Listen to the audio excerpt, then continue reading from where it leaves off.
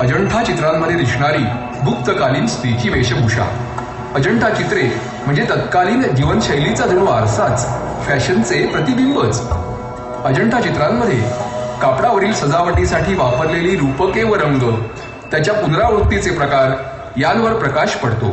कापडावरील नक्षीकामामध्ये राजहंस किंवा हंस रूपकाचा वापर करून कापड रंगवलेलं दिसतंय. असे रूपक पुढे मध्ययुगामध्ये देखील आढळते. कालिदासाच्या साहित्यातही हंस रूपकाचा उल्लेख आपल्याला आढळतो.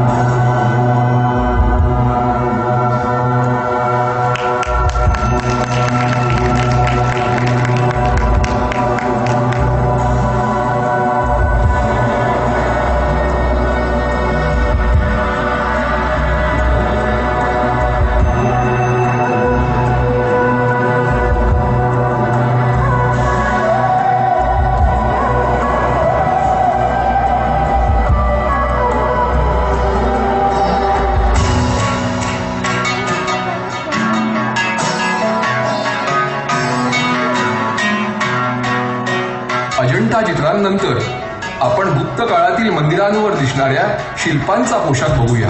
देवगडच्या विष्णू मंदिरावर दिसणाऱ्या शिल्पसमूहामधील या काही नर्तिका.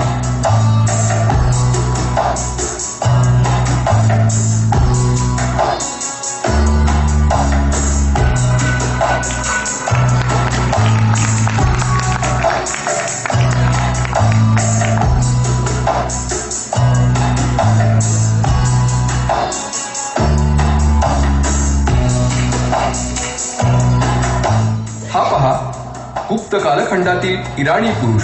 या पोशाखास उदिच्य वेश असे संस्कृतमध्ये म्हणतात. पूर्ण बाहीचा लांब अंगरखा, पायात मोजे, डोक्यावर लोकरी केसाळ टोपी आणि गळ्यात रुमाल हे या पोशाखाचं वैशिष्ट्य. परदेशी व्यापारी, परकीय दरबारी आणि वकिलातीमधील व्यक्ती या अशाच पोशाखात अजंठा चित्रांमध्ये दिसून येतात. पायात मोजे हे फक्त या परक्या व्यक्तीच्या पोशाखातच दिसतात. भारतीय लोक असे मोजे वापरत नाहीत.